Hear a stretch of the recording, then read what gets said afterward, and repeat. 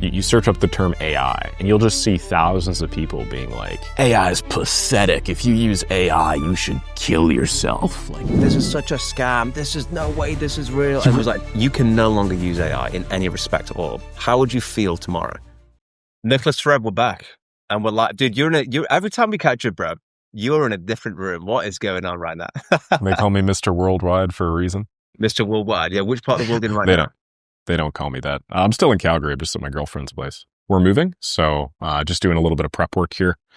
Got the move date set for 24 hours from now. We're going to have to disassemble a bed. We're going to have to disassemble a dining room table. And as opposed to hiring movers or whatever, I just decided that I'd do it myself. I think it's important to like have that experience. Like, I'm financially capable of hiring movers and stuff, but how fun is it just like move into a place with this person that you love? I figured it'd be a good time. I think that'd be cool. Dude, nothing beats the first night. Nothing beats your first night. And like, are you buying a place? Are you renting it out? No, we're just renting one for a year. Not entirely sure where we're going to end up next. Really like Calgary, but yeah, considering going elsewhere. But it's in a really nice area in the city, right by a river walk. It's going to be a super healthy lifestyle. And yeah, man, honestly, I'm just so jazzed to finally like actually have one place that I'm living in now. Because as you have mentioned, I have been all over the place. Dude, well, I don't know if you find this or not, but like from my point of view, I think like if you're in a location for like more than 5 years, I start to get a bit like there's only so many times I can walk up and down the same streets, shake the same hand, kiss the same babies. Kiss the same baby? I've got to move, cutting ribbons, kissing babies, that sort of stuff. I feel like I've been in the same location for too long, so I've got to move. So what I'm hearing here is Jack starts kissing babies in locations, and then he needs to leave very quickly. And then mysteriously leave. Well, dude, speaking of kissing babies, dude, how's everything going on the business side this week, man? Yeah, man, it's going great. The last couple of weeks in business have been very interesting. So as you know, I stopped the daily posting. Long story short, I was posting daily for a very long period of time, and it was an awesome growth strategy, but I found that the total ratio of my subscribers to view counts fell off a cliff. And I surveyed a few people, and like, the overwhelming consensus was that I was just posting too much, kind of burning out my audience a bit. There's just like the average AI automation person subscribes to like 10 AI automation channels, right? So it's like if I post every day, and then there's like you posting, and there's a bunch of other people posting, like how the hell is anybody supposed to actually keep up, right? How are they actually supposed to make money? They're just watching us yap all day. So yeah, I stopped that. And, a couple weeks later, I did my first few posts, like, well, I guess that was three and a half weeks ago. And then I did my first couple posts this week. And yeah, it's just been so cool getting back in the groove, man. I feel like my Excalibur videos are probably not the way anymore, though. I feel like that's probably just a little bit too saturated. Excalibur? Is that like, that sounds like a sword, is it? Yes. It is a sword. The sword of your people, Jack. No. That's it, It's like this app that just allows you to draw on it, and it's just built really intelligently. It's kind of like a whiteboard thing. Yeah. And yeah, like part of my, on the come up with the daily posting was I chose that as a format because the production value could be pretty low while still like allowing me to like draw and do concepts and showcase ideas and stuff. And I just did it all live. But anyway, I feel like the Excalibur format's a little overdone now because since I have been just pooping out those videos every single day, I've realized that like now basically everybody else is using Excalibur in some way, shape, or form. I didn't invent the app or anything. I probably got it off of some other YouTuber, but like now it's just like people are used to the Excalibur stuff, so performance has gone down. So I'm, one big thing I'm working on this week, just to really, in a roundabout way, answer your question, is coming up with a new format. I'm not entirely sure what that's going to look like. Dude, then Excalibur is going to draw you. That's what's coming up next. I get you on that, dude, because one of my focuses on short. Like, this is the thing about formats. Okay, so David Andrade created a format, did really well. Then when I called David Andrade, I'm sure everyone watches, he's like an AI YouTuber. He said, dude, then like, and now I see, there was even some examples, some heinous, I mean, we're going to talk about copy here, man. We're going to get into all the weeds here, but heinous examples of copy and pasting, dude. I've never seen anything like it. And I said, dude, I've just seen your video. And he's like, dude, that's not my video. I was like, that's really funny to me. But what made me chuckle though is, it is this idea of you get winning formats, then they have a shelf life.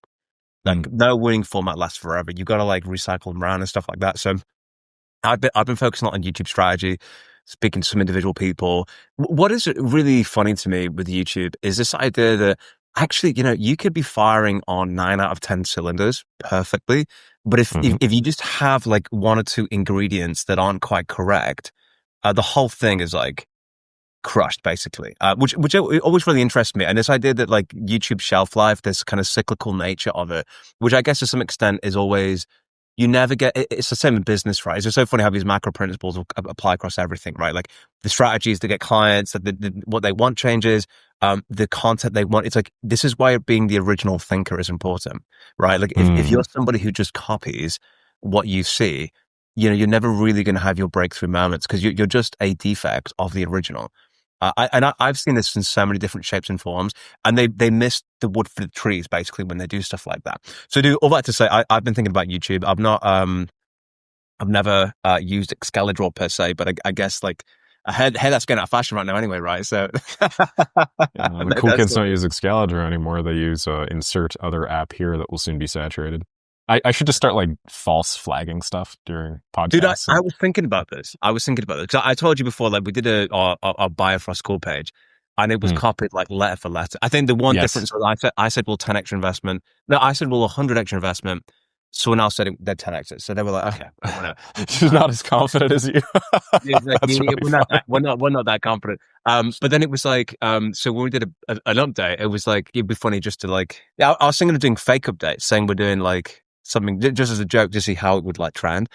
But it's actually really funny, isn't it? Because you can kind of see how like the areas where like people have taken inspiration. I think inspiration's a healthy thing. I think that community, like I love it when people bring new knowledge to the table. I celebrate that. I root for people to win. And that's how you get like better progress, right? Because someone brings, hey dude, I found this really cool. My watch is falling off. I'm getting passionate about it. Like I found this really cool thing. And then you're like, oh, that's cool. But that's really nice. Thanks. And then you kind of, you build this beautiful knowledge base where everybody gets better. The dark side of it, the Sith Lord side of it, is the parasitic, just kind of copy it. But it's like, I think it's just a symptom of doing something well. You can never get around it. Like even a buddy of mine on LinkedIn who helps people get jobs, international students, said, dude, you aren't going to believe this. He said, you sat down. I said, dude, I'm sat down. And he sent me a screenshot of like every part of his like funnel and like posts had just been ruthlessly and mercilessly copied. Ooh. And I was like, dude, I see it too often, man. I see it way too often.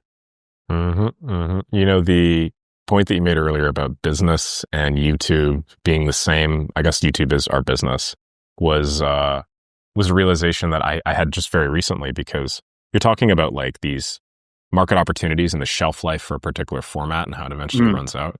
It's the same thing as like any product or service in general, right? It's just, I feel like content, because there's no delivery, there's no logistics, there's no service implementation, there's no nothing. It's like the purest form of this like idea saturation. Like it happens so much faster, right?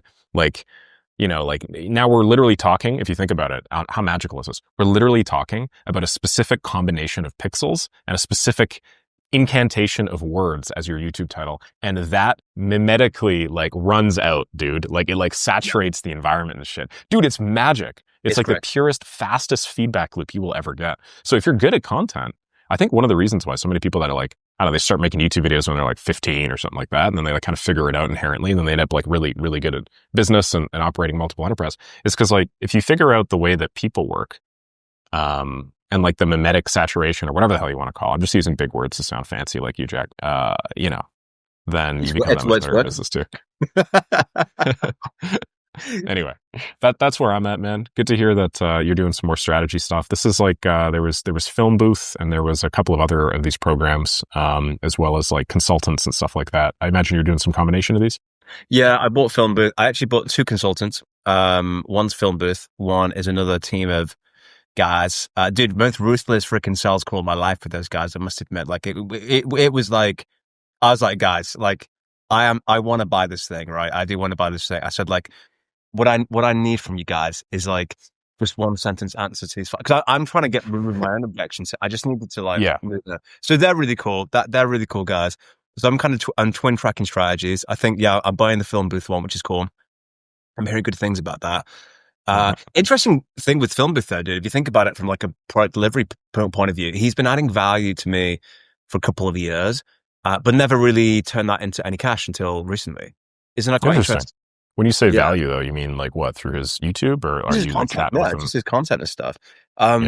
So I started to say that, yeah, dude. So YouTube consultancy, which is cool. So playing around with flirting with some YouTube stuff, which is decent. And a few different areas. And then my other big focus at the moment is the funnel. Is building out a beautiful funnel, fiddling with the dials, thinking about the strategy with that sort of stuff. I've got some pretty bold ideas.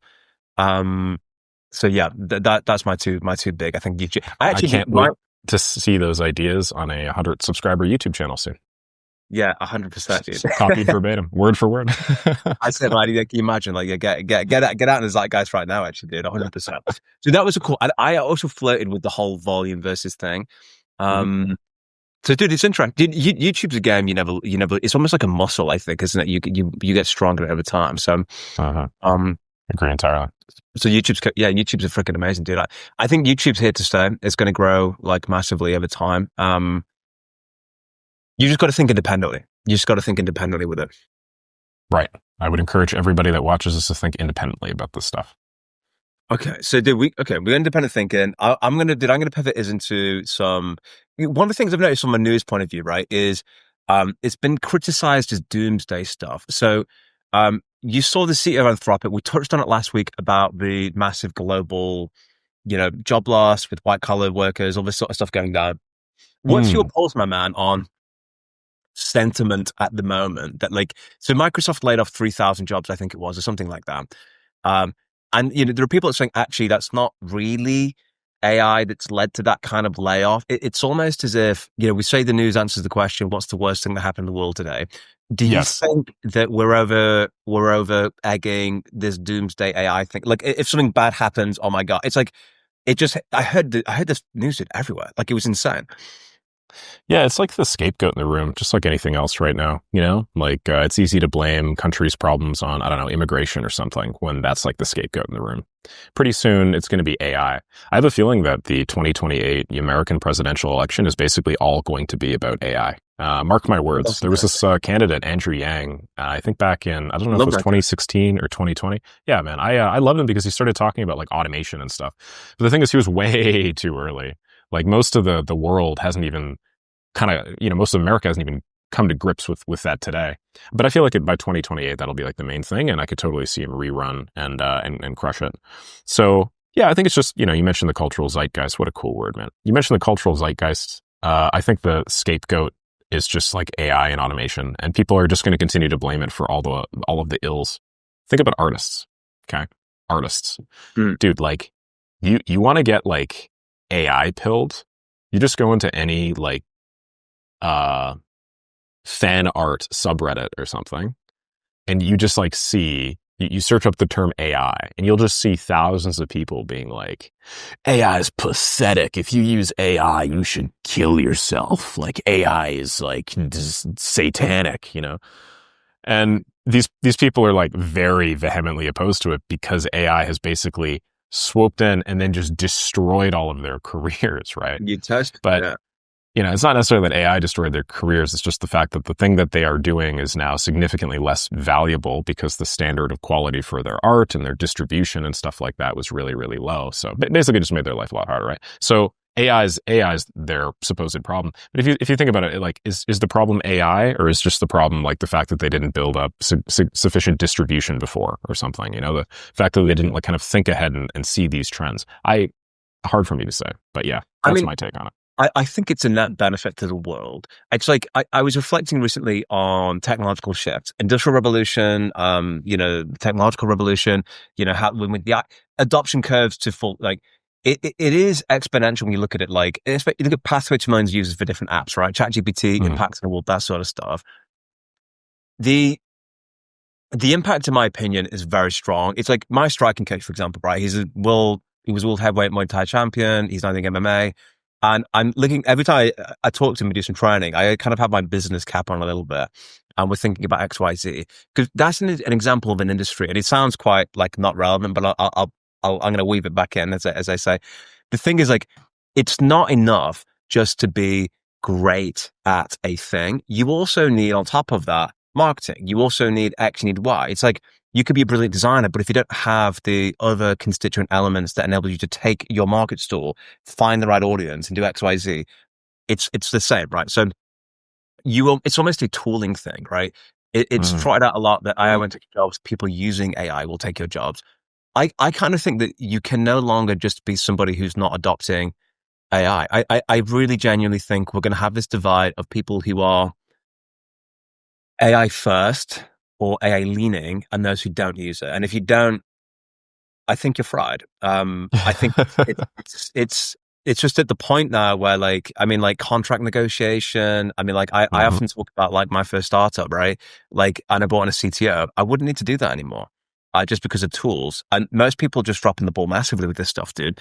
And so it doesn't surprise me that there's a lot of, concern in these image subreddits. But I would generally say that I think the fact that we can create gorgeous images with text is a beautiful thing.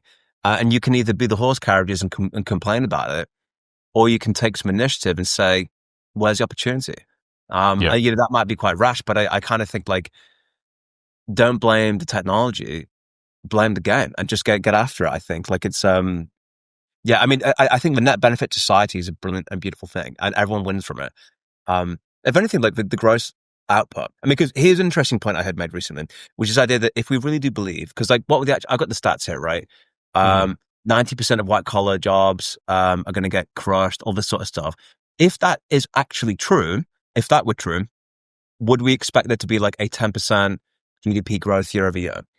Because that's kind of what it would be, right? Like if you're actually eliminating 90% of white collar jobs, you would expect the output of the companies to go through the roof. So you would expect to see that kind of growth year over year, right? That it just naturally would have to be something like that. Um, so if you don't think that's realistic, then it's probably not realistic that it's going to eliminate 90% of jobs.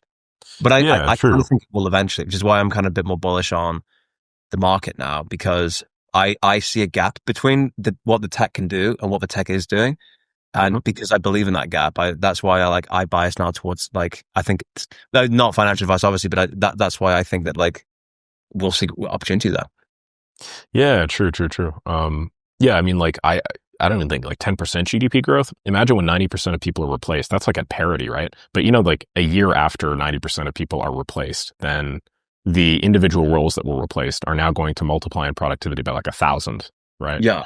Like the rate at which this is going to occur is like, all right, like we'll be at the point where we're technically just replacing the output of 90% of these white collar jobs. And then within a year, just due to the exponential increase in the capability and capacity of this technology, and then people's ability to implement it in like hyper specific ways that solve the problem better and then scale it up, it's not going to be like 90%. It's going to be like 9,000%. Right. Yeah. And then if you think about it like that GDP, yeah, the direct output on GDP growth is going to be nuts. Well, And then okay. on your Well, point about, oh yeah. no, you go ahead, bro. I was gonna Uh, say use an example, right? Like if you were a small business, you and 5 people, and they could do 10 times more, you just, I don't think you cut the role. You just make them 10 times more effective, right? Yeah, for sure, for sure. I also heard that it's not about necessarily that AI is going to replace 100% of 10 people's jobs in your company. It's going to replace like, you know, 50% of 1,000 people's. And so it's like economies of scale. And then you'll be able to take the time and energy that 1,000 people were spending 50% of their day on and then reroute it more towards these higher priority, more conscious sort of tasks, and at the end of the day, just speaking philosophically here, I think that's the main thing. It's like, what is the consciousness of the task? Consciousness required to do the thing. It's not like copy and pasting data from Google Sheets over to some old deprecated input thing form on a website because of some bullshit legacy system. Is that really a conscious task? I don't really think that's a conscious task.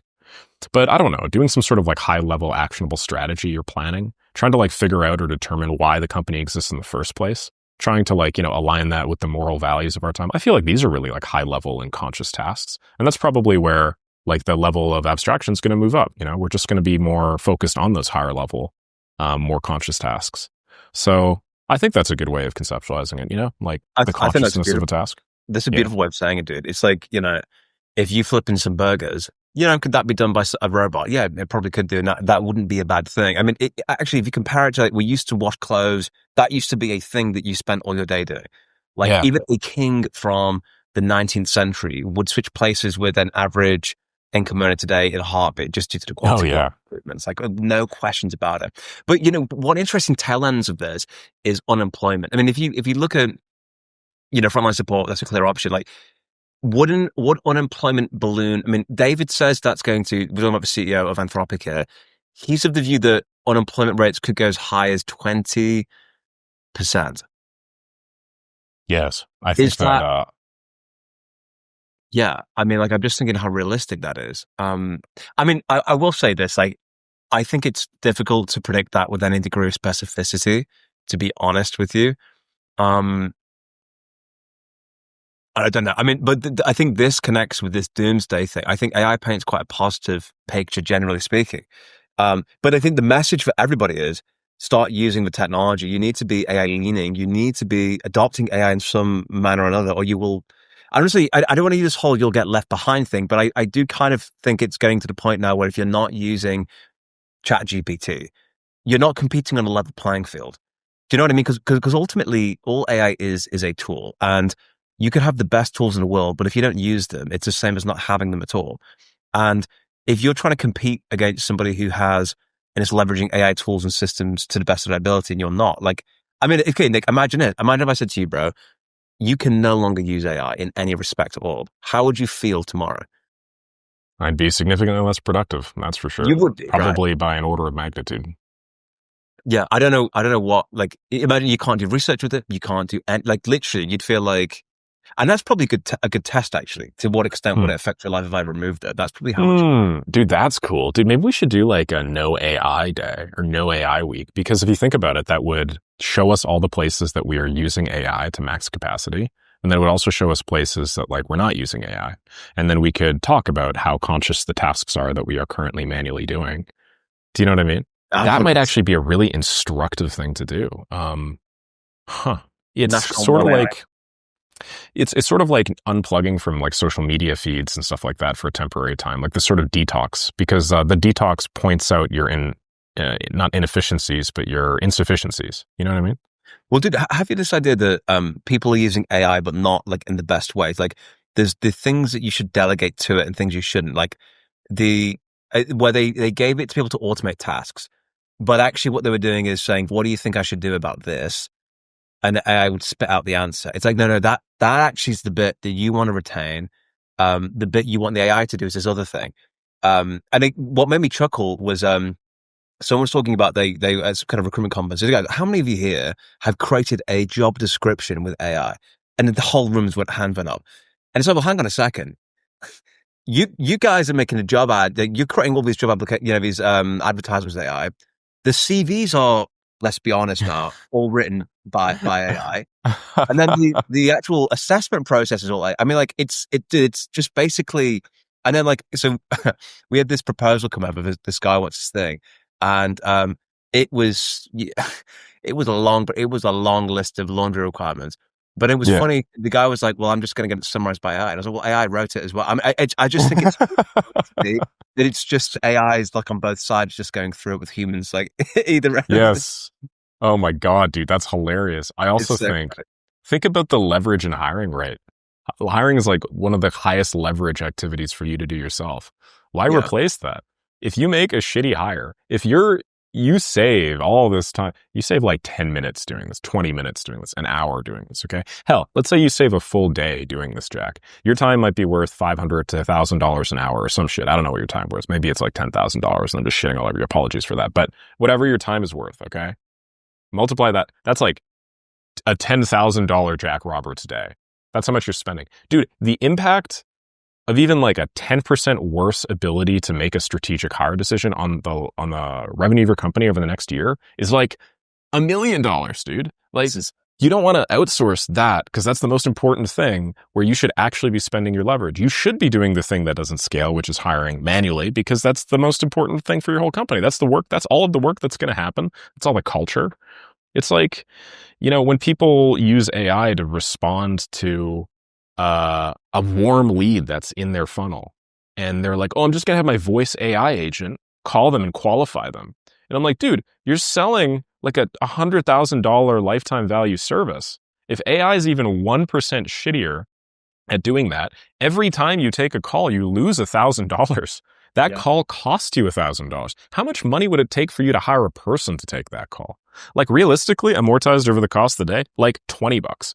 You are making a $980 strategic error every time you take an inbound lead, funnel it through AI as opposed to a person. Do you know what I mean? That's It's like beautifully the said. savings at what cost? Yeah, I think that's the key. It's like knowing actually what are, like, of all the places you could apply your focus, where are you getting the biggest multiple and leverage on doing that? The biggest trap most entrepreneurs fall into is they focus on lowest leverage stuff. They do stuff that anyone could do. Part of the curse of that is perfectionism, because they won't do it quite the way that I do it. Therefore, I need to be the one doing it. It's costing you a lot of money. Basically, you need to be comfortable with it not being perfect. And your point, Nick, about what's the stuff AI should do and you should do, you need to exercise wisdom. And it's like, I think this isn't going to sound crazy, but I don't think most people think. I don't think people actually sit down with a coffee and a blank sheet of paper or a whiteboard and just say, okay, where is my time best spent? And then actually execute it. But you just got to think of it as like, do you know games, bro, where like you want a kill streak and you get like, point multipliers and like all the values in the multiplication. So it's like, dude, think of like your activities as like a multiplier, right? Like, am I getting 2x, 3x? But there's this thing over here that only Nick can do, and that's 100x. When then we're going to do that, you're only aware of that when you actually sit down and say, where's the biggest leverage right now? And then go and actually focus in on that stuff. What was really funny to me as well, bro, about like this AI creating applications and also the job postings is the fact that I don't think I've actually looked at a CV in like 4 years, 4 or 5 years. When I was in corporate, bro, everything was about the CV. It was like, how many pages should it be? Should it be this? Should it be that? I actually don't give a crap about CVs. I hope I never even have to spell the word CV ever again, because it's irrelevant. It's of no, I mean, everything looks good in paper. Fish and chips was great in paper. It means absolutely nothing. In fact, the last hire I made, bro, the only reason I hired this chick is because she was the only one that reached out on a second platform. Oh, yes. She took initiative. Gotcha. And because like, Yes. I know it's funny, and maybe we riff on this exact, but it's like, it shows initiative. You're doing stuff that no one else is doing.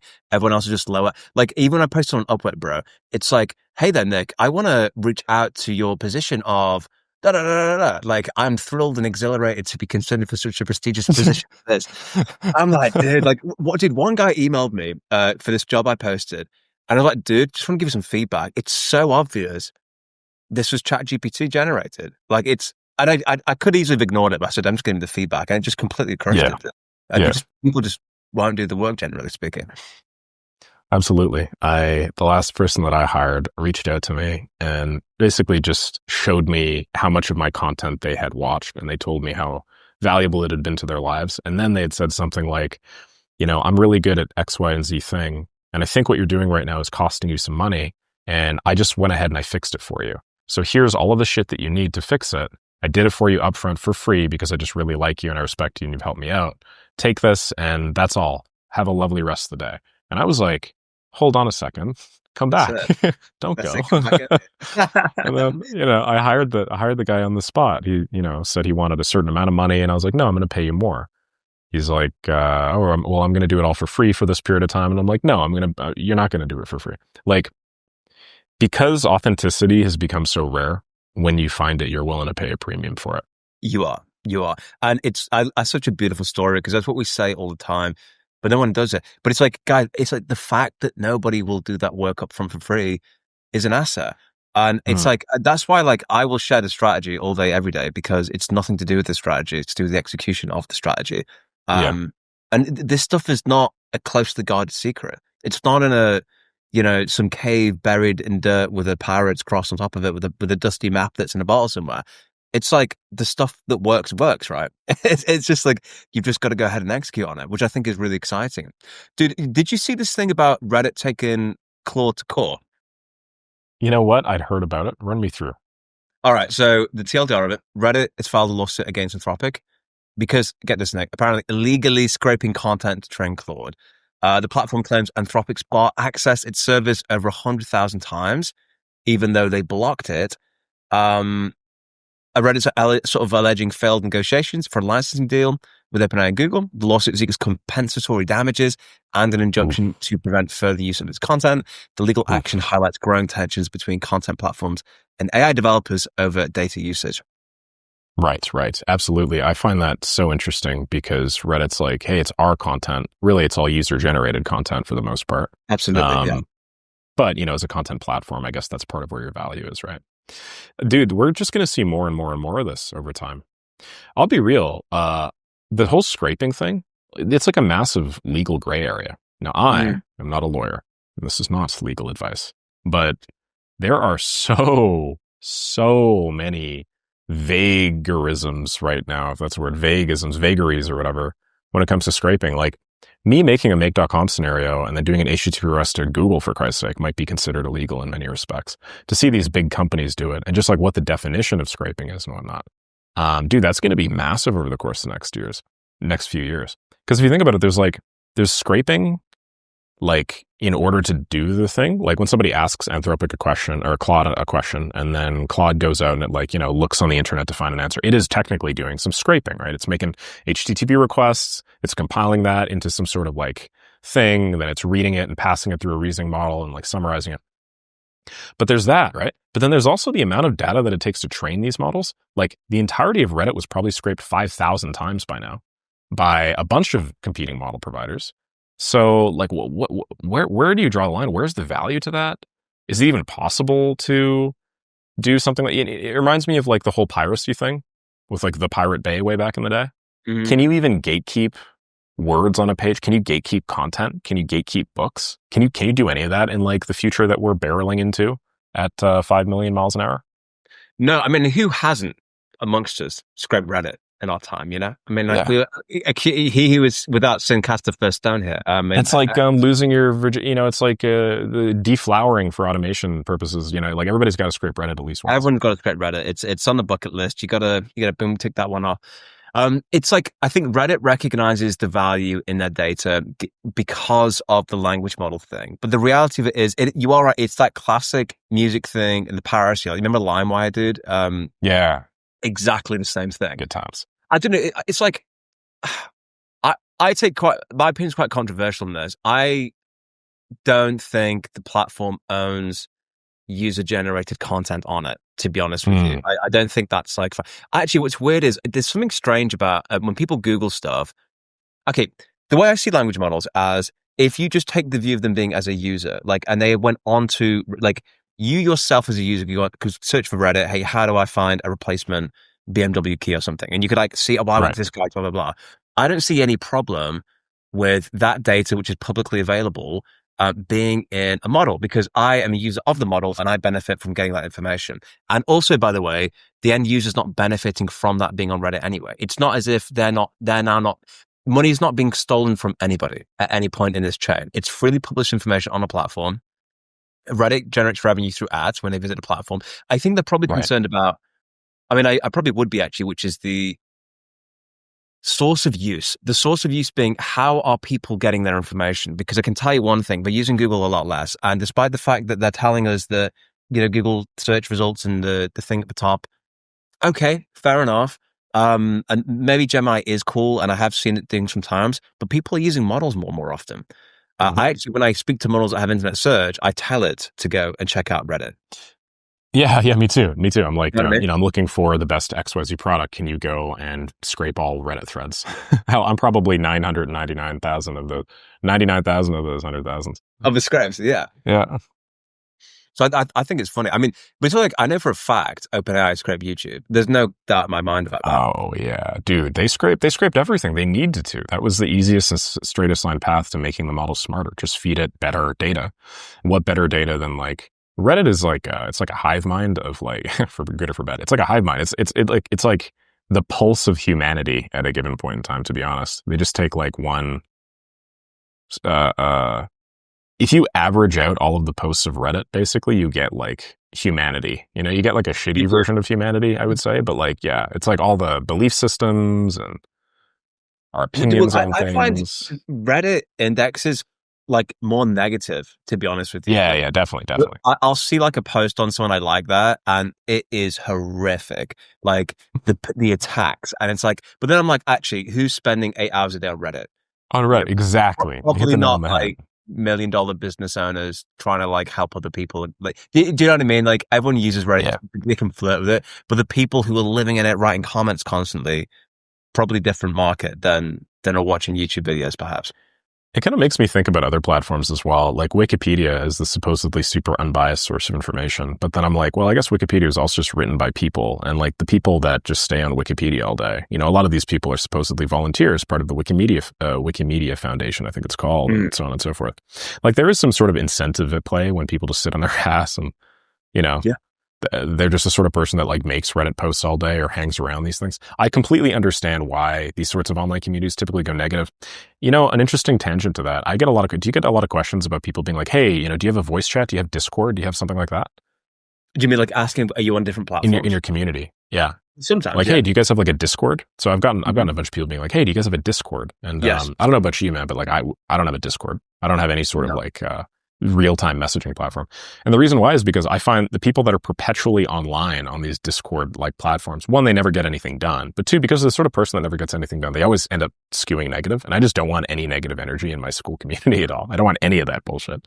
So it's like, I don't really want the people that are perpetually online, but yet I still use the opinions from the people that are perpetually online to buy all of my products. Interesting. Also, one more thing, the supposed lawsuit. How much of this is driven by Reddit's much stronger affiliation with Google, and then them collectively trying to sue Anthropic, who's one of their main competitors? You think about that? That is interesting, actually. Yeah, because I heard something because about Reddit and Google are associated.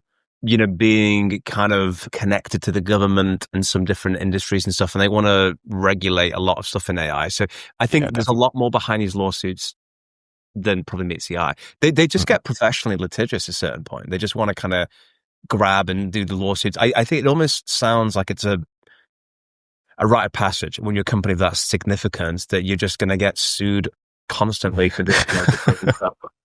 Can't wait to start getting sued. Yeah. Well, I guess like a bit like I think Mercy touched this recently, this idea that like he had a former employee. I don't know if he was saying this or not, but like they sue you for XYZ, and it's just like messy, very, very, very, very messy. I'm a big believer in like over communicating and transparency, and like, you know, they did a study. There's a book called The Millionaire Next Door, right? Which is like what makes the average millionaire. And then the same guy did a study on decay millionaires, people with net worth of 10 million plus. They identified, I think it was like 68 different components. Do you know what number one was? That was the highest correlator? Integrity. And I think the reason for that is that you can maybe scam and grift your way to 1 million, but if you want to go 10, 100 plus, you need to bring people along with you on that journey. You need trust, and you need to be dependent. So I thought that was a really interesting thing. I think that's a good concept for how you do business in general, like not trying to edge out or just take advantage of people. Yeah, it seems like that's the optimal play in the long term. I know that we talked about this before, but the authenticity does just make a lot of sense to me. In a future where we have these crazy saturated social media platforms where like presumably a big chunk of all of the content on there, 99.9% will be AI generated. Having some sort of like trail of authenticity and integrity, probably like the most important thing. So just being consistently yourself, I think, not saying and agreeing with things because of social pressure, but because you really believe in it.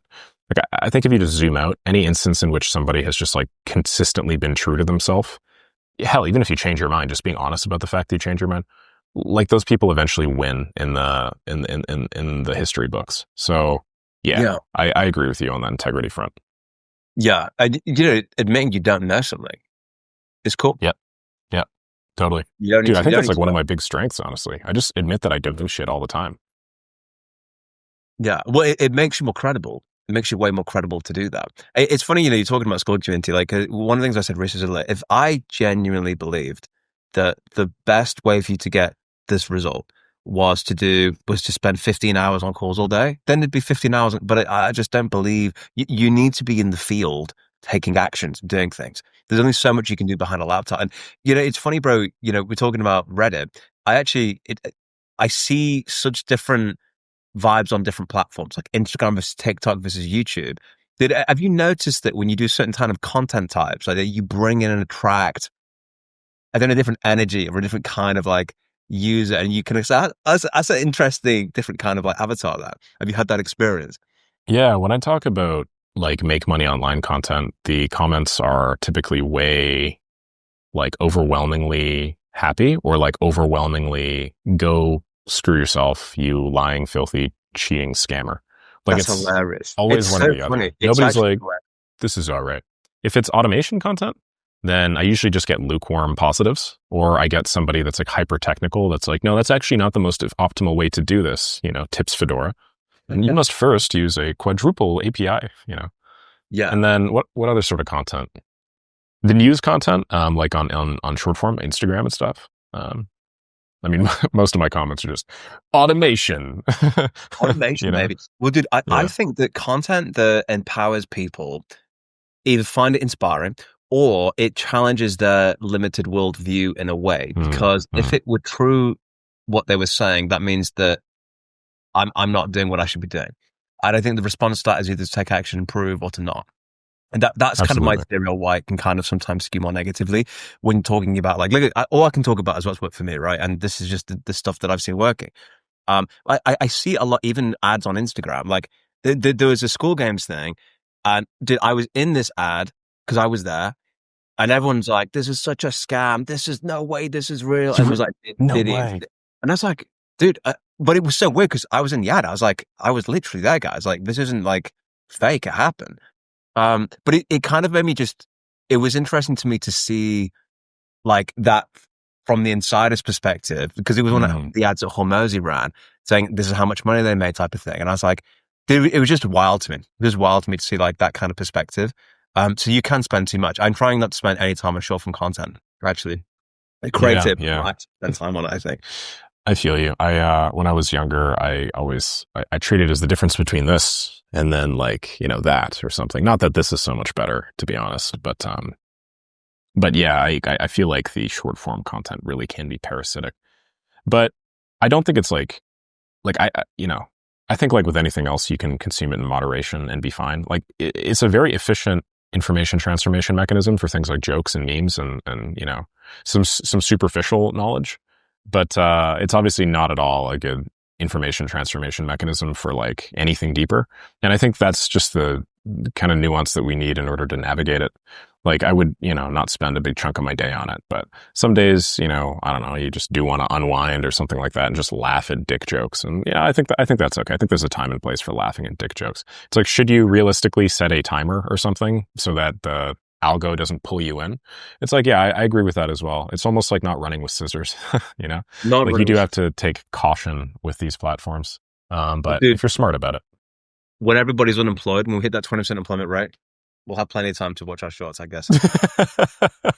Hell yeah, dude. Dude, sick conversation, brother. We'll catch you in the next week. Absolutely. Thanks as always, Jack. See ya.